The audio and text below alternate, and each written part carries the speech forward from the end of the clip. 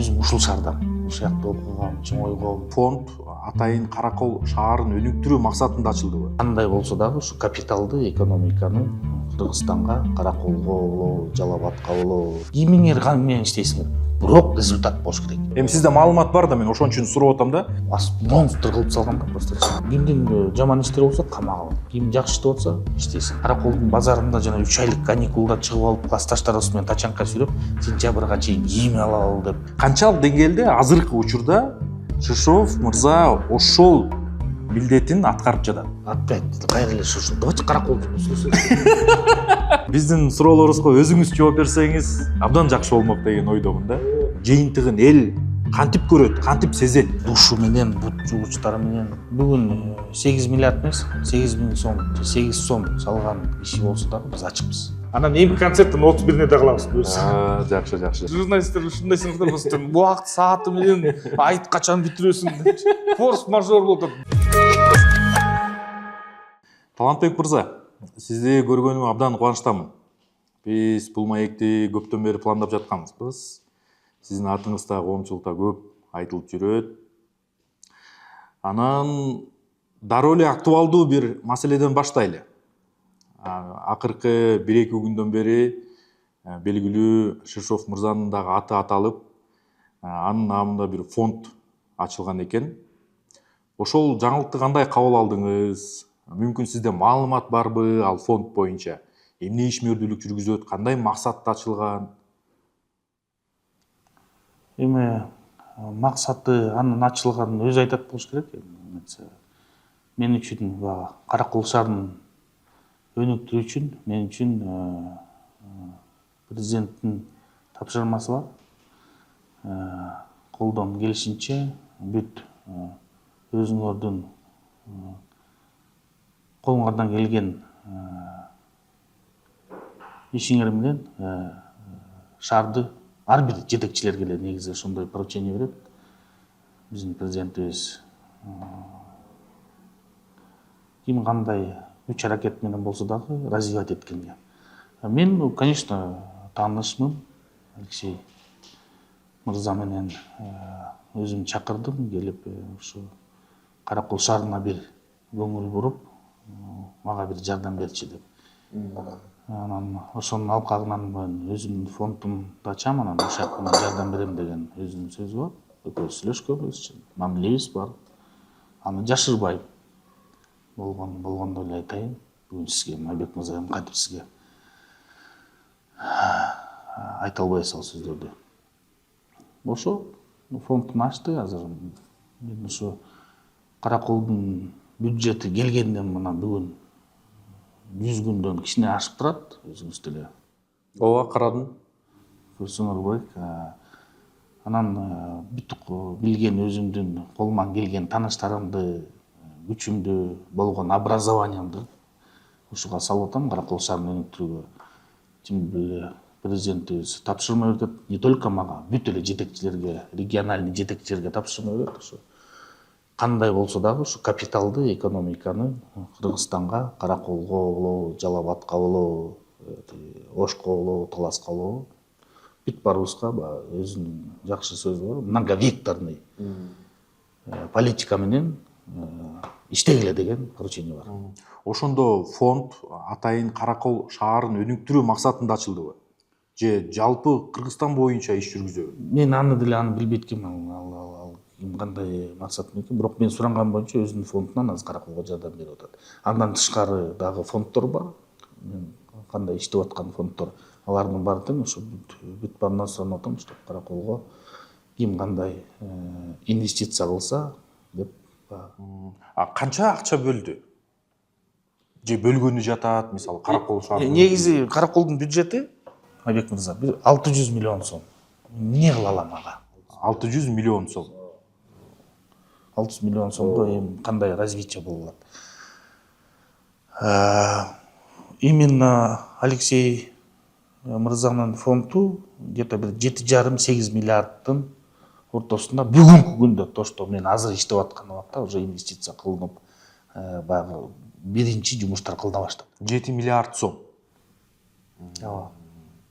Жакшы. Ал кандай максаттарга жумшалат мисалы ал? Бүт социальный объекттерге. Биринчиден туризм өнүгүп атпайбы, мен ошо көп өзүмдүн жумуштук кызматында көргөн эмелерим бар, шаарларымчы. Бул набережный, Каракулка.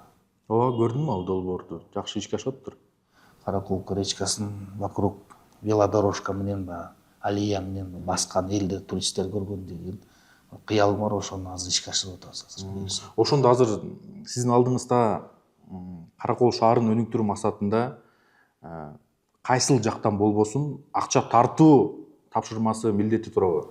Мен ойлойм, именно ошо сиздер формулировать эткен сөздү мен үчүн Каракол шаарынын элине, жерине шарт түзүп бермей. Жакшы. Эми Алексей Шишовдун аты баарыбызга эле белгилүү да. Канчалык деңгээлде туура деп эсептейсиз ошол Шишов мырзанын акчасын алып шаарды өнүктүрүү? Моралдык жактан болсун.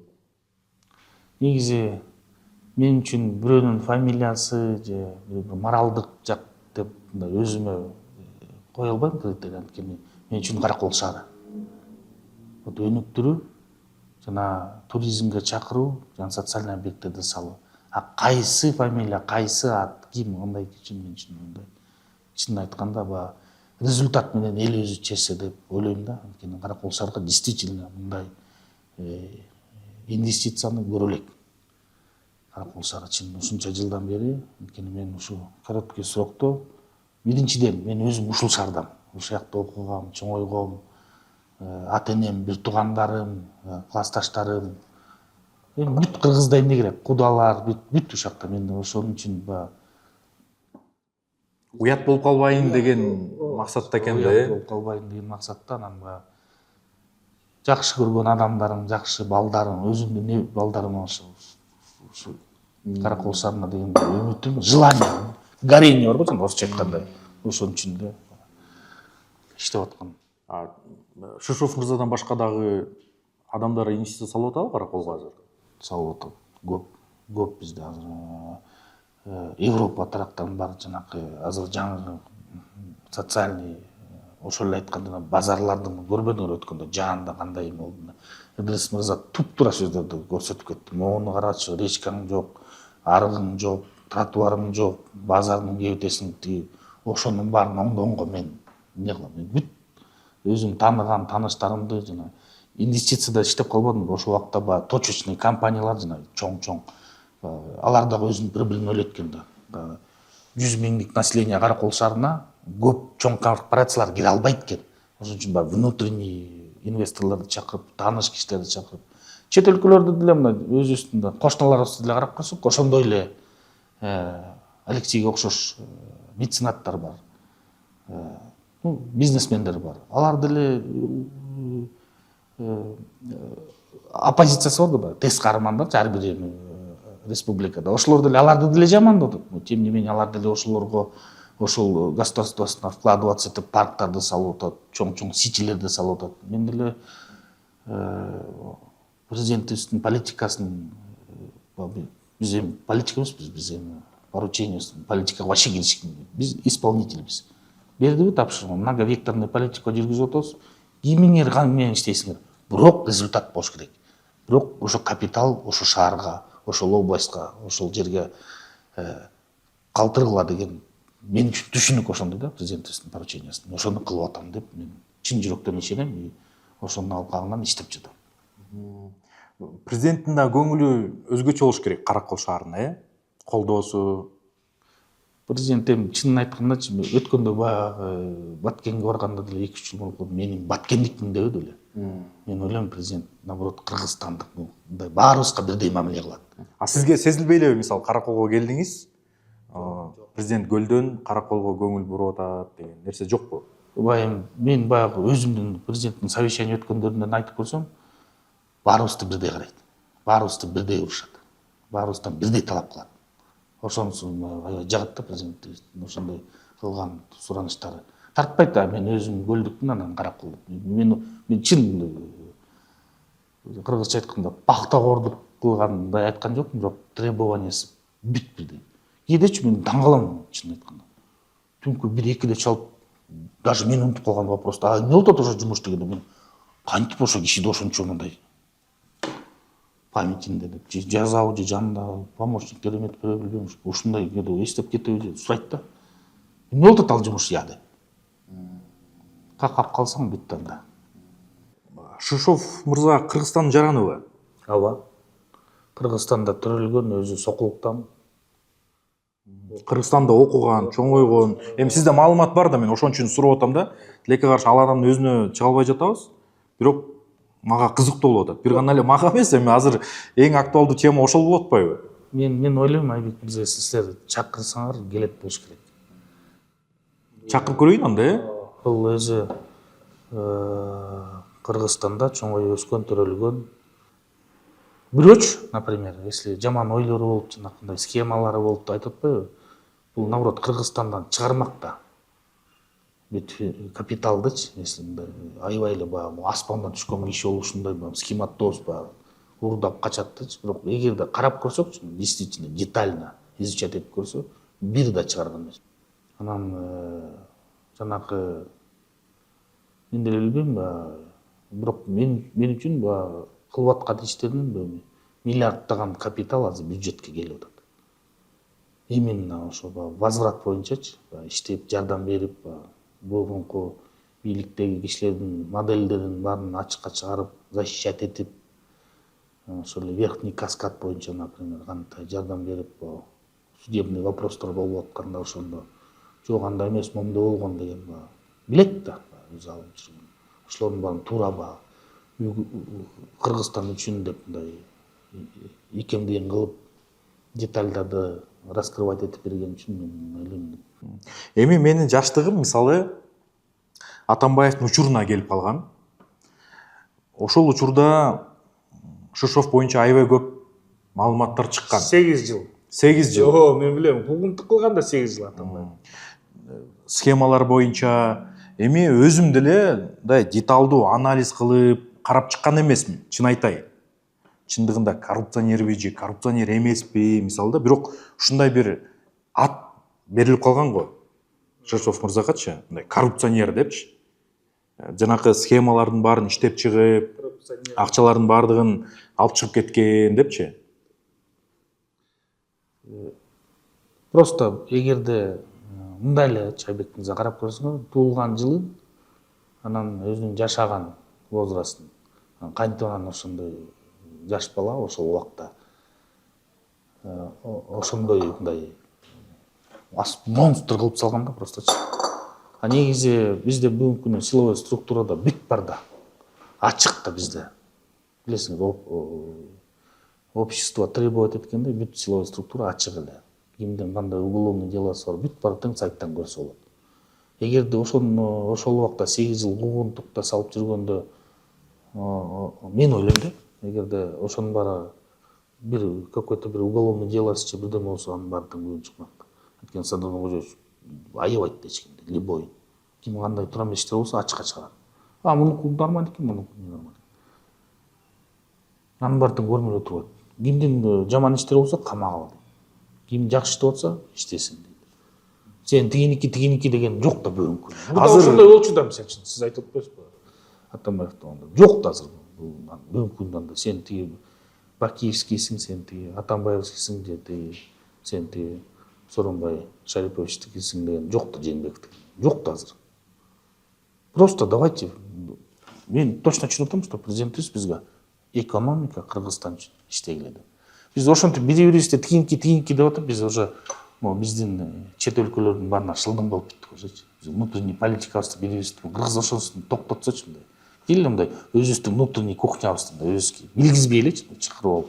Ал үчүн биздин спецслужбабыз бар, силовой структурабыз бар. Өзүлөрү ачыкка чыгарып тура эмес ишти кылгандар. Бирок бөлүнүү табигый нерсе го дейм я. Бөлүнбөш керек. Эми саясатта табигый нерсе го. Мен эми саясатты билбейм, биз саясат у нас бир эле киши кылыш керек.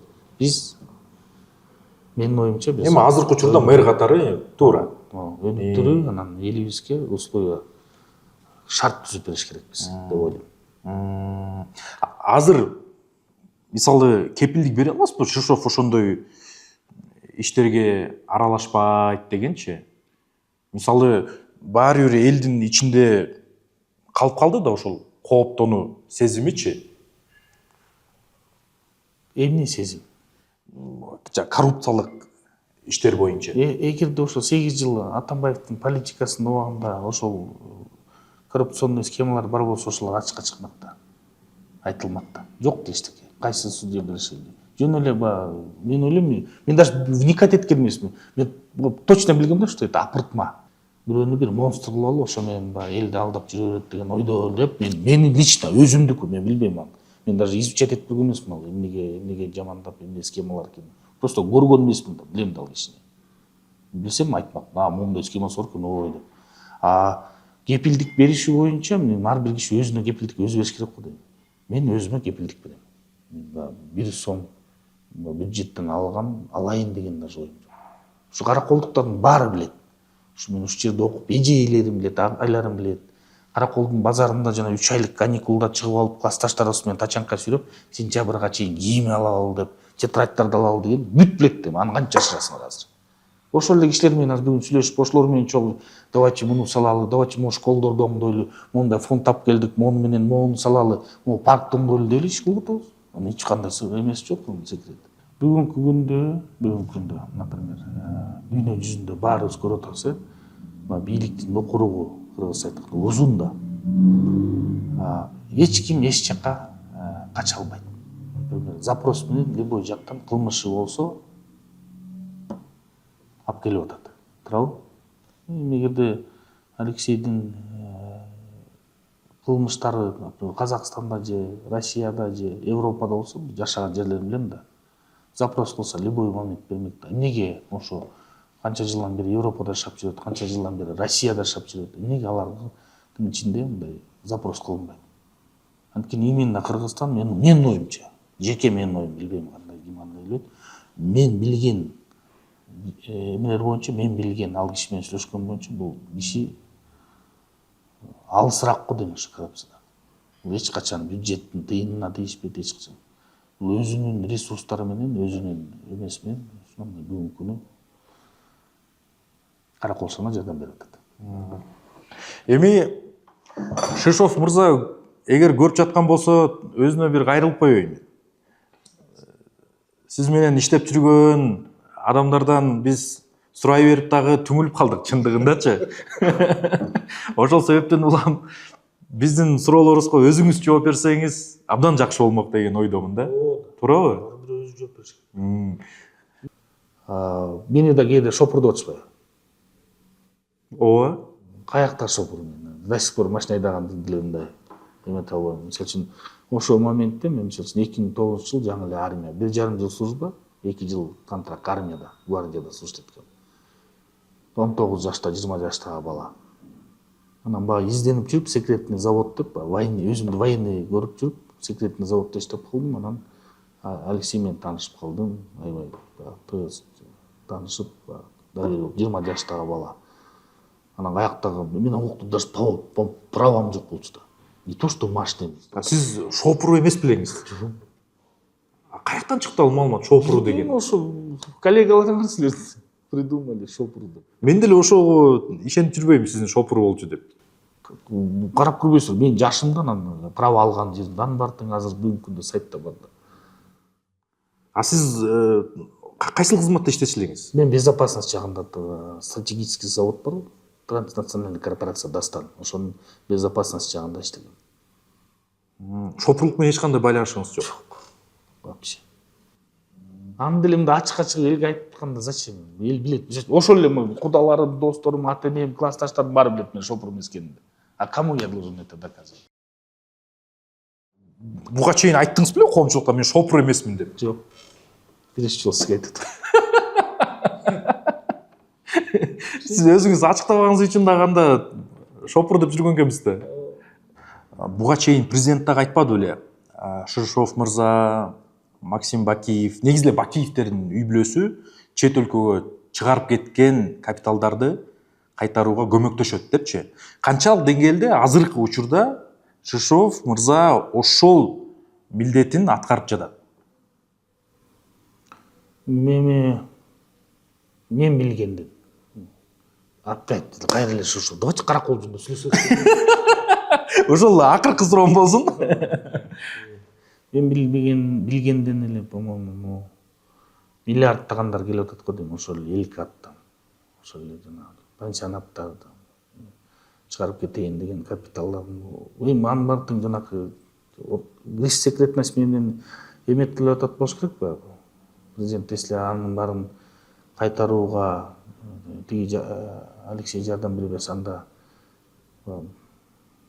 может башкача чара көрөт, может кандай эмне билбейм мен эле баягы детальдарын, бирок мен билгеним ошо мисалы үчүн ошол элкат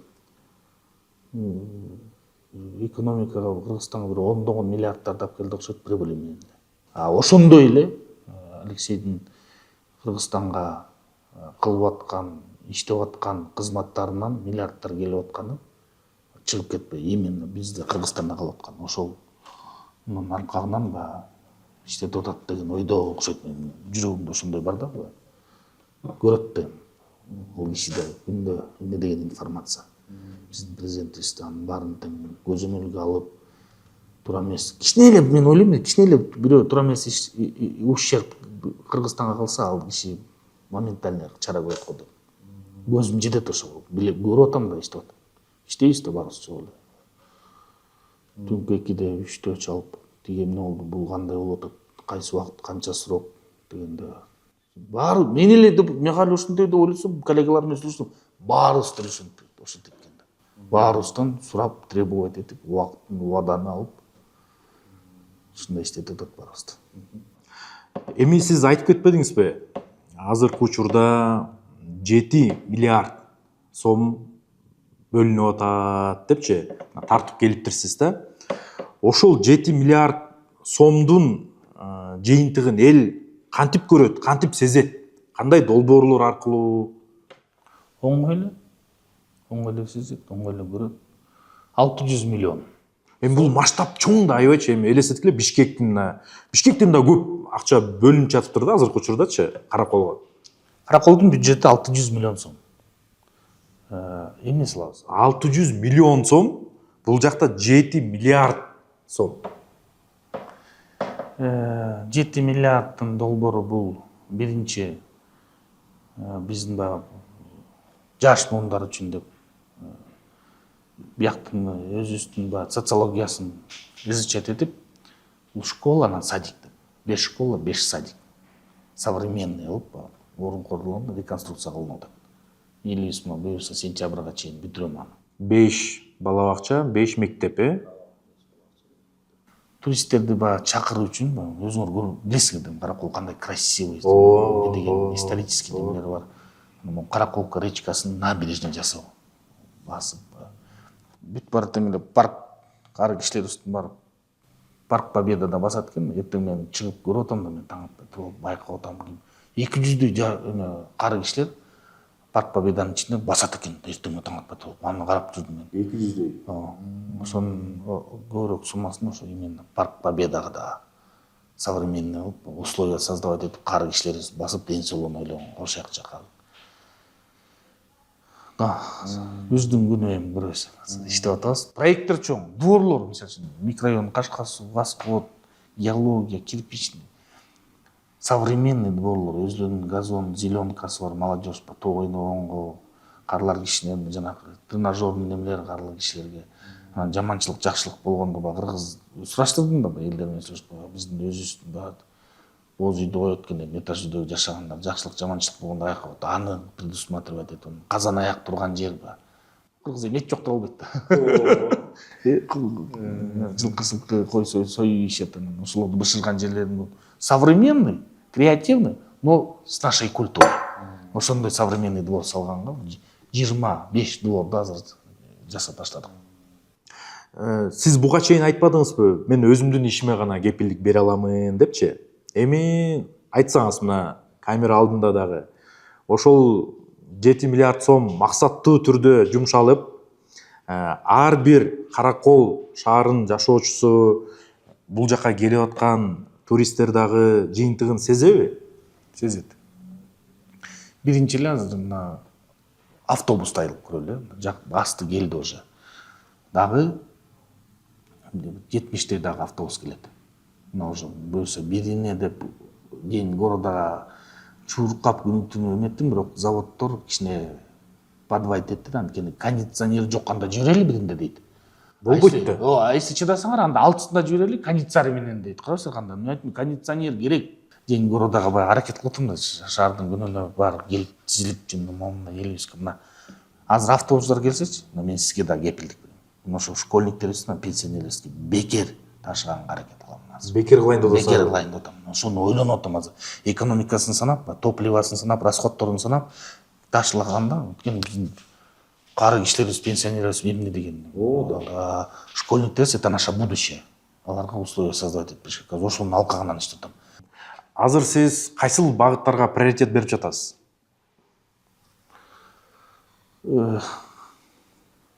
Коллегаңыз Ыдырыс Байкең келип кетпеди. Урушуп көрсөтүп. 100 күн болду мен келгениме. Ошонун баары келгенде эле көргөм мен азыр. Жанагы Бангкокто эле проводдорду көрдүңөрбү? Алардын баарын коммуникацияга киргизүү. Анан жанакындай жолдор салынганда аргы тротуары, зеленый зонасы болгондо мындай. Ошолор бүгүнкү күндө приоритет деп ойлойм да, анткени 400 километр Каракол шаарында 400 километр көчө бар экен. Бүгүнкү күндө бир 10-15% эле жасалып турат. Ошонун баарын жеткирүү. Современный көчөлөрдө болгонга, коммуникациясы менен, канализациясы менен, арычный ирригациясы менен, анткени монакта Каракулка деген речкабыз бар. Ошондон бүт ылдый чөт. Ошонун баарын современный алып койсок, жайы кышы суу кетет. Негизи келген мэрлердин баары эле ушундай кылсам деп кыялданат экен. Бирок ичке ашпай эле кайра алмашып кетишет экен да. Мен биринчи жолу келдим. Алар үчүн жооп бере албай элем. Кимдин кандай характери бар? Кимдин Ичке ашуу мүмкүн, ол да. Конечно. Просто работать, иштеш керек. Анан акча керек. Акчаны эми өзүңүз айткандай бүт мен үчүн фамилия, ат не имеет значения деп айтсак болот. Главное сделать условия Караколго. Иштегениңизге Президентибиз тапшырма берди. Кандай там, мындайча айтканда, любым способом деп атпайбы. Капитал Кыргызстанда калыш керек. Мен үчүн капитал Каракол шаарында калыш керек. Болду. Өндүрүштүн тилин жакшы түшүнөсүз деген ойдомун. Канча жылдан бери ошол тармакта иш алып барып турсуз. Караколдо деле өндүрүштөрдү ачуу мүмкүнчүлүгү болуш керек сиздечи. Азыр ошол жакта иштер жүрүп атабы? Өндүрүш керек да баары шаарды өнүктүрүш үчүнчү. Мисалы, фонддон акчаны алганда ал убактылуу түгөнүп калат. Бирок өндүрүш эгерде түтүлө турган болсо, бул туруктуу түрдө жумуш орундар түзөт, шаарды өнүктүрүүгө ар түрдүү салыктар түшөт, туурабы? Иш жүргүзүп атасызбы ошол тармакта? 2-3 долбоор бар. Эң эле чоң Чачынск көл областы боюнча көл да чоң. Азыр верфия салынып атат.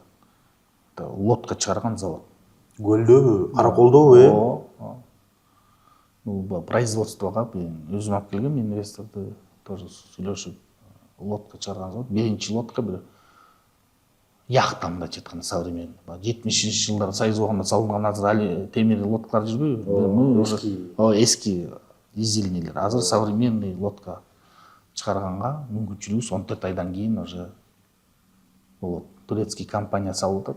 Баштады ишин. Уже мен сизге көрсөтөйүнчү, барып тартып. Ошолордун макеттерин берсеңиз бере аласызбы? Бере алам, бере алам. Сиз эми кошолу подкасттарчы. Бул биринчи заводдо салынат. Биринчи площадкада биринчи лодка бир 14 айда даяр болуп, 2000 квадрат болот, кстати. Лодканын ичине элесек да 2000 квадрат. Көрсөтөм. Экинчи бул жумуш менен камсыздоого, бул пристань Пржевальск. Это городообразующий завод болгон, улан завод. Ошонун экинчи площадкасына рыбный завод салынып атат. Инвестор европеец жылына 10-15 000 тонналынын тегерегинде производство линия. Малектон баштап шоковое охлаждение менен балыкты сатканга. Это рабочие места, это налоги сиз айткандай. Бүт долбоор менен именно өзүңүз билгендей чүйдө бүт эле форель болуп кетпеди, радованный форель. А биз именно көлдүн чыбагы, судак, сига, 3 балыкка направление кылып атабыз. Биз алда бүтөт. Чоң долбоор бул именно рабочий местамен обеспечивать. Это чисто бүгүнкү күндө производство жагына караганда. Социальный объекттен баштап ошондой да долбоорду жумуш иштерин элдерге камсыздоого иш аракет кылып атат. Бул деген бир гана эле Кыргызстан ичине эмес, чет өлкөгө дагы экспорт максаты да бар да. Туурабы? Көлүктөр көлгө түшпөйт деген. Көлүктөр көлгө түшпөйт деген сөз бар го. Чөзүңөр көлгө. Жакында эле мен Facebook'тан көрүп калдым. Сиз кум жээкте жүрүпсүз, көлдүн жээгинде. Ал жакта эмне бир долбоордо ишке ашып атабы? Городской пляж бар да. Караколдук. 30 жылдан бери эле эчтеке салынбай, эчтеке инфраструктурасы жок эле. Ичим күйдү, чын айтайынбы? Балыкчылыктар. Чын эле айтканда болотого Green City салып болбоду. Балыкчылыктын пляжы жок болчу да. Ооба. Километрди. Азыр атайын келип атат го ошону көргөнүчү. Намыс экен да Кыргызга. Ошону көрүп, Пляжга барып, жанагы жырганактардын ичиндеги жанагы ыплас, кагаз, туалет кылгандарынын баарын көрүп жаман жыйнайып. Өзүм кичинекей жакта көп барчумун. Мамам алып барчу. Каракол шаарынын баары эле ошол жака барат да, түшкөнү. Барчубуз. Андан кийин уже жарымы Чолпонтого барып пляждарга, жарымы Марко Поло деген пансионат бар, Караколдон ошо эки жак барып анан мен өзүчө деттим да, 100 эле пляж салабыз анан. Иштерди алып келип, биринде бүтүрөбүз буюрча дейм болот. Современный, настоящий пляж. Июль. Ооба. Аскол кантип бар? Иштеп атабыз күнү түнү. Подрядчиктер келип атат, успеть этпейсиз деп атам. Эң башкысы сапаттуу болсун эми, бизде бир мөөнөт коюп алып туруп анан ошого жеткиребиз деп сапаты да унутулуп калган учурлар болуп калат го. Сонун болот сапаттуу. Душу менен, бут жугучтары менен канализация бүт баарын жасап атабыз. Сонун болот. Буюрса сөз берсеңиз, азыр айтып жатпайсызбы долбоорлордучу? Ошолор ишке ашкандан кийин дагы бир подкаст кылалы. Жыйынтыгын көрүпчү мына. Буга чейин кандай эле, ишке ашкандан кийин кандай болду? Обязательно кылыш керек. Сиз эми убактыңыз болсо келип бериңиз. Келебиз.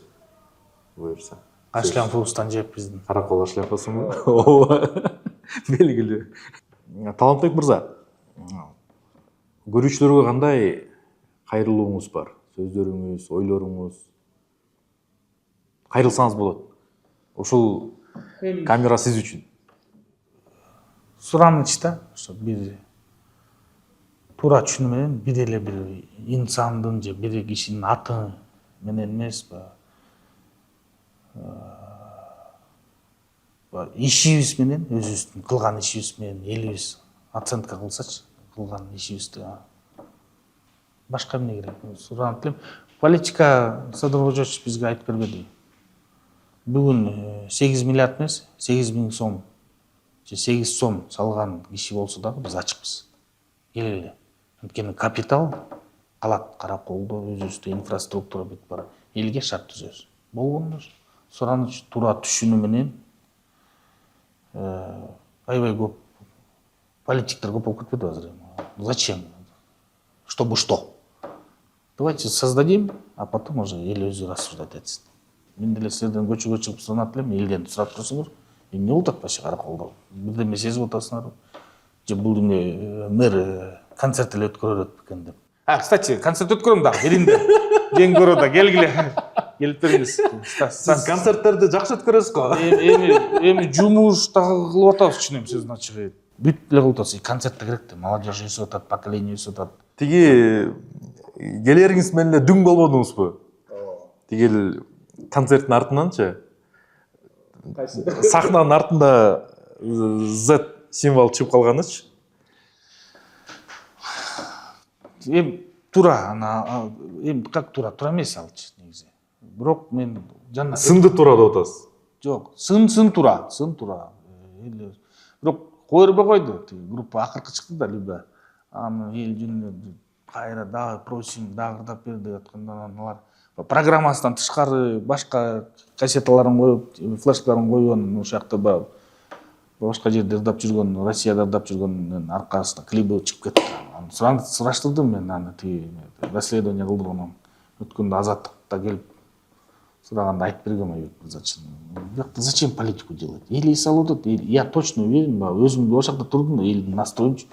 Ой, сонурлар болуп атат. Давай дальше дегендей. Арттагы символго көңүл деле бурган жок деңиз. Өзүм тургамда карап, кайсы сокту билбейм. Секундный бир бала болуп кетти. Таң калдым мен. Элим караколун деле кечирет болуш керек, если мен тура эмесмин, аякта эч кандай эме жок да.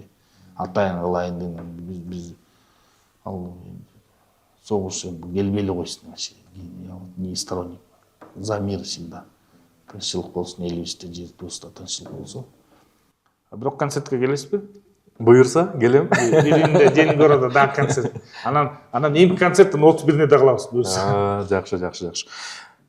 Ошол сынды туура кабыл алганыңыз абдан жакшы. Эми кемчилик болот экен. Да, иштеген жерде кемчилик болот. Иштебесек анда эмне жүрөбүз. Дагы кандай иш-чаралар өтүп атат? Бир гана эле Орусиянын ырчыларын чакырган жоксузбу? Кайра эле сиз эми Орусия. Мына бүгүн эле Каракол шаарында кыргыздын жаш балдар, рэперлери концерт уюштуруп атабыз. Ал иш-чарада көрүп кетсек болот кечинде. Молодежь чакырып. Андан тышкары мына 14 гектарга современный спорт комплекс салынып атат. 5000 адамга окуганга. Ал иш-аракеттер болуп атат. Бүт эле өзүбүз эми Караколду өнүктүрүү үчүн ТЭЦ салынып атат. Кайра Союз убагында бери өчүп калган ТЭЦ, чтобы түтүктөрдүн баардыгын жанагы микрорайондорго ысык суу берген. Ошондой иш-аракеттер болуп атат. Күнү түнү иштеп атабыз, чын сөзүн ачыгы. Современный жыргалаңда гарналышка салынып атат. Аэропортубуз бүтүп атат. Чоң масштабтуу долбоорлор. Манас мырза да молодец. Черный списоктон чыгарбады. Ал да күнү түнү иштеп атат. Экөөбүз теңбиз негизи. Бир жаштабыз. Күнү түнү иштеп атат. Черный списоктон чыгарды, аэропорттун талантты жерлерди эртерээк бүтүрүп берчү. Канча жылдан бери бүтпөй аткан жерлерди 600 ишенин жери бар экен, алардын баарын менен көчүрүп, аэропорттун чоңойтуп, туристтер келсин деп, гарналышка современный, өзүңөр билесиңер, Алато резорт, 3 вершина, там 7 ай кыш болот аякта, жыргалаңда. Аяка бүт баардык инфраструктураны уже даярдашыбыз керек бүгүнкү күнү. Гарналышкалар ачылып атат, туристический спорт комплекстер ачылып атат, школ жолдор салынып атат. Караколдун сонун будущее бар. Негизи эле Каракол өзү жомоктогудай шаар го. Илгерки шаарда эң биринчи чоң образовательный. Бүт студенттердин баары тең Скөл область боюнча Караколго келет. Образовательный шаар. Скверлер салынып атат. Баары тең бир аз Айбек мырза көрөсүз. Мен сизди бир күзүндө чакырайынчы. Күзүндө. Ооба. Картошка казып аткан убакта келип бериңизчи. Жарым жылдан кийин так жыйынтыктар чыга баштайт экен да, жемиштерин берип. Буюрса.